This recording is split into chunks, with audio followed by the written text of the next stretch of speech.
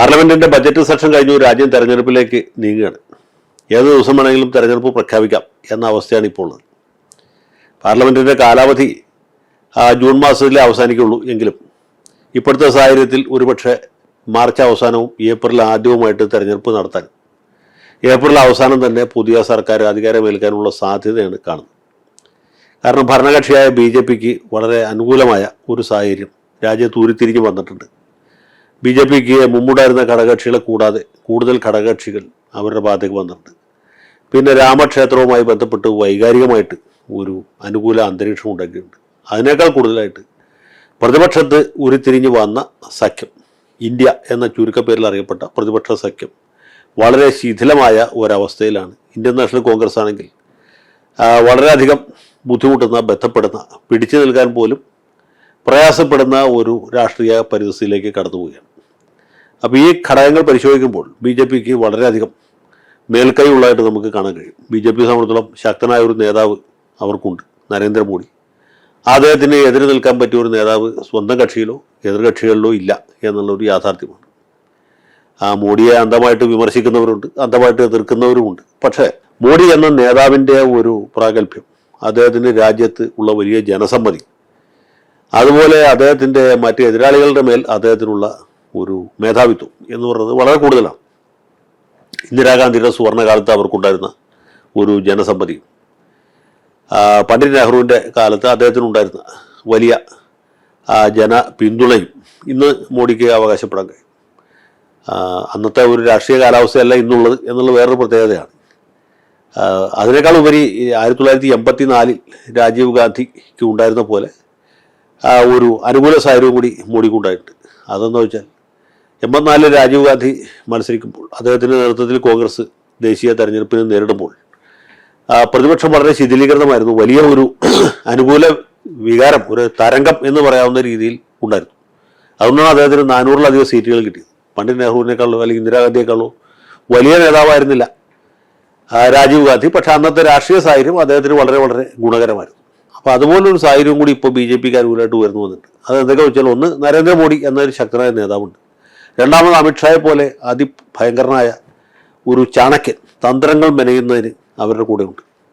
മൂന്നാമത് RSSൻ്റെ വലിയ സംഘടനാ സംവിധാനമുണ്ട്. നാലാമത് വ്യവസായികളുടെയും വിദേശ ഇന്ത്യക്കാരുടെയും മൂലധന ശക്തികളുടെയും പിന്തുണ BJPക്കുണ്ട്. ഇപ്പോൾ ഇലക്ട്രൽ ബോണ്ട് റദ്ദാക്കിയെന്നുള്ളതൊന്നും BJPയുടെ തെരഞ്ഞെടുപ്പ് സാധ്യത ബാധിക്കില്ല. കാരണം ജനങ്ങളെ ബാധിക്കുന്നൊരു വിഷയമല്ല ഇലക്ട്രൽ ബോണ്ട്. വ്യവസായികൾക്ക് വൈറ്റ് മണി ആയിട്ട് സംഭാവന ചെയ്യുന്നതിന് മാത്രമേ ഇപ്പോൾ തടസ്സമുള്ളൂ.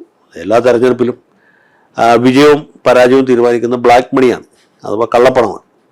അപ്പോൾ കള്ളപ്പണത്തിൻ്റെ വരവിന്, ഒഴുക്കിന് യാതൊരു കുറവും സംഭവിക്കാൻ പോകുന്നില്ല, യാതൊരു തടസ്സവും ഉണ്ടാകാൻ പോകുന്നില്ല. ജയിക്കാൻ പോകുന്നത് BJP ആണ് എന്ന് തോന്നലുള്ളതുകൊണ്ട് വ്യവസായികളും മറ്റ് മൂലധന ശക്തികളും വിദേശ ഇന്ത്യക്കാരും ഒക്കെ പണം ധാരാളമായിട്ട് ഒഴുക്കും എന്ന കാര്യത്തിൽ യാതൊരു സംശയമില്ല. അതിനെല്ലാത്തിനും ഉപരി ഇപ്പോൾ ഒരു ഘടകം കൂടി ഉയർന്നു വന്നിട്ടുണ്ട്. രാമക്ഷേത്രവുമായി ബന്ധപ്പെട്ട് വലിയ തോതിൽ സാമുദായിക വികാരം ഉദ്ദീപിക്കപ്പെട്ടിട്ടുണ്ട്. പണ്ട് ഇന്ദിരാഗാന്ധിയുടെ വധത്തെ തുടർന്ന് ഉണ്ടായ ഒരു ദേശീയ വികാരം, അതല്ലെങ്കിൽ പിന്നീട് കാർഗിൽ ആക്രമണത്തെ തുടർന്ന് ഉണ്ടായ പോലെയുള്ള ഒരു വികാരം, അതുമല്ലെങ്കിൽ സമീപകാലത്ത് 5 കൊല്ലം മുമ്പ് ഇതുപോലെ സമയത്ത് പുൽവാമ ആക്രമണം, പിന്നെ ബാലാക്കോട്ടിൽ നടത്തിയ പ്രത്യാക്രമണം, ഇതേ തുടർന്നുണ്ടായ ഒരു ദേശീയ വികാരം, ഇതിനെയൊക്കെ അതിജീവിക്കുന്ന രീതിയിൽ ഒരു വലിയ ഹിന്ദുത്വ വികാരം ഈ രാമക്ഷേത്രത്തിൻ്റെ പ്രാണപ്രതിഷ്ഠയുമായി ചേർന്ന് ഉണ്ടായിട്ടുണ്ട്. പ്രതിപക്ഷ പാർട്ടികൾ ഈ കാര്യത്തിലെടുത്ത നിലപാട് സത്യത്തിൽ അവരെ സംബന്ധിച്ചുള്ള ആത്മഹത്യാപരമായിരുന്നു എന്ന് പറയാതിരിക്കാൻ നിവൃത്തിയില്ല. അപ്പോൾ അങ്ങനെ ഒരു ദേശീയ വികാരമായിട്ട് രാമക്ഷേത്രത്തെ അവതരിപ്പിക്കുന്നതിൽ, അത് വളരെ ഫലപ്രദമായിട്ട് ഉപയോഗിക്കുന്നതിൽ BJP വിജയിച്ചു എന്നുള്ളതാണ് യാഥാർത്ഥ്യം. അപ്പോൾ ഇങ്ങനെ അനുകൂല സാഹചര്യങ്ങളിലപ്പോൾ തന്നെ നമ്മൾ മനസ്സിലാക്കേണ്ട ഒരു കാര്യം, പ്രതിപക്ഷത്ത് ഉരുത്തിരിഞ്ഞു വന്ന ഇന്ത്യ മുന്നണി, കോൺഗ്രസും DMKയും ലാലു പ്രസാദിൻ്റെ രാഷ്ട്രീയ ജനതാദളും ഒക്കെ ചേർന്ന് UPA നേരത്തെ ഉണ്ട്. അതിൻ്റെ ഒരു വിപുലീകരണമാണ് കമ്മ്യൂണിസ്റ്റ് പാർട്ടികൾ, മറ്റ് സോഷ്യലിസ്റ്റ് പാർട്ടികൾ, സമാജ്വാദി പാർട്ടി, പിന്നെ അതിനോട് ചേർന്ന് നിൽക്കുന്ന മറ്റു പാർട്ടികളെല്ലാം കൂടി ചേർന്ന ഒരു വിശാലമായ ഒരു സഖ്യം. ആ സഖ്യം തുടക്കത്തിൽ തന്നെ അതിൻ്റെ പ്രവർത്തനം മന്ദീഭവിച്ച രീതിയിലാണ് ഉണ്ടായതെങ്കിലും പിന്നീട് മുന്നോട്ട് പോകുന്നതോറും അതിലെ ശൈഥില്യം വർദ്ധിച്ചു. അവിടെ നിന്ന് പാർട്ടികൾ മറുഭാഗത്തേക്ക് മാറുന്നത് ഒരു സാധാരണ സംഭവമായിട്ട് മാറി. ആദ്യം തന്നെ തൃണമൂൽ കോൺഗ്രസ് ഇതുമായിട്ട് വിയോജിച്ചു, ആ മുന്നണി വിട്ടുപോയി. നിതീഷ് കുമാർ ഇതിൻ്റെ പ്രധാന നേതാവായും സൂത്രധാരനുമായി ഇരുന്നുകൊണ്ട് തന്നെ അദ്ദേഹം എൻ ഡി എയിലേക്ക് പോവുകയും ബീഹാറിലെ മന്ത്രിസഭ ഉടച്ചു വാർക്കുകയും അവിടെ BJP കൂടി ഭരണ പങ്കാളിത്തം നൽകിച്ചു. സത്യം പറഞ്ഞാൽ ഇന്ത്യ മുന്നണിയുടെ നട്ടലൊടിച്ച സംഭവം എന്ന് പറയുന്നത് തൃണമൂൽ കോൺഗ്രസ് വിട്ടുപോയതല്ല, അതിനേക്കാൾ കൂടുതലായിട്ട് നിതീഷ് കുമാറിൻ്റെ പാർട്ടി നടത്തിയ സമ്മർ സോൾട്ടാണ്. അതിൻ്റെ പുറകെ മറ്റു പല പാർട്ടികളും ഏതാണ്ട് ഇതേ രീതിയിലുള്ള നിലപാട് സ്വീകരിച്ചു. ആം ആദ്മി പാർട്ടി അവർക്ക് വലിയ പ്രാമുഖ്യമുള്ള ഡൽഹിയിലും പഞ്ചാബിലും കോൺഗ്രസുമായിട്ട് സഖ്യമില്ലാതെ തീരുമാനിച്ചു. അതുപോലെ അജിത് സിംഗിൻ്റെ രാഷ്ട്രീയ ലോക്ദൾ ചരൺ സിംഗിന് ഭാരതരത്ന നൽകിയതിനെ തുടർന്ന് അവരും മുന്നണി വിട്ടുപോയി. അങ്ങനെ ഇത് ഈ വേനൽക്കാലത്ത് ഉണക്കത്തേങ്ങ വീഴുന്ന പോലെ മുന്നണിയിൽ നിന്ന് ഘടകകക്ഷികൾ വിട്ടുപോകുന്ന കാഴ്ചയാണ് നമ്മളിപ്പോൾ കാണുന്നത്. ഏറ്റവും ഒടുവിൽ സാക്ഷാൽ ഫറൂഖ് അബ്ദുള്ളയുടെ നാഷണൽ കോൺഫറൻസും ഈ മുന്നണി വിട്ടു പോകുന്നു. അദ്ദേഹം എൻ ഡി എയിലേക്ക് ഇപ്പോൾ ചേരണോ അതോ തെരഞ്ഞെടുപ്പ് കഴിഞ്ഞിട്ട് ചേരണോ എന്ന കാര്യത്തിൽ മാത്രമേ പുള്ളിക്ക് ആശയക്കുഴപ്പമുള്ളൂ. അത് എന്ത് ആവും എന്ന് നമുക്ക് ഏറെക്കുറെ പ്രതീക്ഷിക്കാം.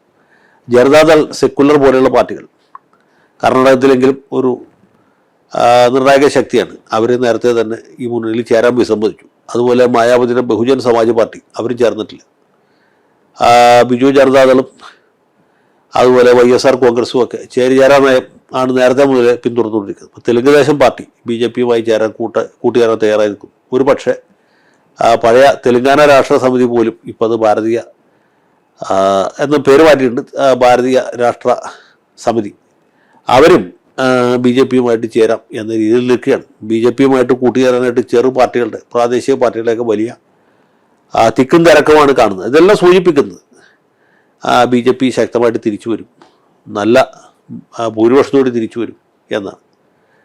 BJPക്ക് തന്നെ 370 സീറ്റ് കിട്ടും, ഘടകകക്ഷികളും കൂടി ചേർന്ന് 400 കടക്കുമെന്നൊക്കെ നരേന്ദ്രമോദി ആത്മവിശ്വാസം പ്രകടിപ്പിക്കുന്നുണ്ട്. അഹങ്കാരത്തോളം എത്തുന്ന ആത്മവിശ്വാസമാണ് അദ്ദേഹം ഇപ്പോൾ പ്രകടിപ്പിച്ചുകൊണ്ടിരിക്കുന്നത്. കാരണം ഈ നാട്ടിൽ അദ്ദേഹത്തെ എതിർക്കാൻ ആരുമില്ല, ആർക്കും അദ്ദേഹത്തെ തോൽപ്പിക്കാൻ കഴിയുകയില്ല എന്ന ഒരു അഹംബോധം അദ്ദേഹത്തിൽ പ്രവർത്തിക്കുന്നുണ്ട് എന്നുകൂടെ മനസ്സിലാക്കാൻ.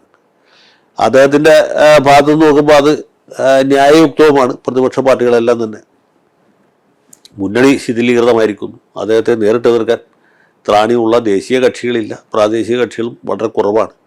സംസ്ഥാന തലത്തിൽ ഏതെങ്കിലും ഒരു പാർട്ടി 10-15 സീറ്റ് ജയിക്കും എന്നുള്ളതിനപ്പുറത്ത് കേന്ദ്രത്തിൽ അല്ലെങ്കിൽ ദേശീയ രാഷ്ട്രീയത്തിൽ BJPക്ക് വെല്ലുവിളി ഉയർത്താൻ പറ്റിയ, അല്ലെങ്കിൽ നരേന്ദ്രമോദിയെ നേരിട്ട് എതിർക്കാൻ പറ്റിയ തലപ്പൊക്കമുള്ള നേതാക്കളോ രാഷ്ട്രീയ പാർട്ടികളോ ഇപ്പോൾ ഇല്ല എന്നുള്ളതാണ് യാഥാർത്ഥ്യം.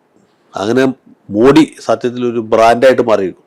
2014 അദ്ദേഹം ജയിച്ചപ്പോൾ അത് മോഡി നേരിട്ട് നയിച്ച BJPയുടെ അല്ലെങ്കിൽ ദേശീയ ജനാധിപത്യ സഖ്യത്തിൻ്റെ ഒരു വിജയമായിരുന്നു. രണ്ടാമത്തെ തവണ അദ്ദേഹം ജയിക്കുമ്പോഴത്തേക്കും BJP എന്ന് പറഞ്ഞ ഒറ്റ പാർട്ടി വളരെ ശക്തമായിട്ട് നിൽക്കും. ഘടകകക്ഷികളൊക്കെ മിക്കവാറും അപ്രസക്തരായി പോകുന്ന ഒരു കാഴ്ചയാണ് നമ്മൾ കണ്ടത്. ശിവസേന പോലെ, അല്ലെങ്കിൽ ചെറിയ ഘടകകക്ഷികൾ അണ്ണാടിക്കൊക്കെ മിക്കവാറും അപ്രസക്തരായി പോയി. ശിരോമണി അകാലിദളും മിക്കവാറും ഇല്ലാതായി. BJPയുടെ മാത്രമായിട്ടൊരു മുന്നേറ്റം. ഇത്തവണ BJP എന്ന ഘടകം പോലും അത്ര പ്രസക്തമല്ലാതെ മോഡി എന്ന് പറഞ്ഞാൽ അതിശക്തനായ ആ നേതാവിൻ്റെ നേതൃത്വത്തിലുള്ളൊരു വലിയ മുന്നേറ്റമാണ് അവർ പ്രതീക്ഷിക്കുന്നത്. അതിനൊരു മോഡി ഒരു ബ്രാൻഡായി മാറി എന്ന് വേണമെങ്കിൽ നമുക്ക് പറയാം.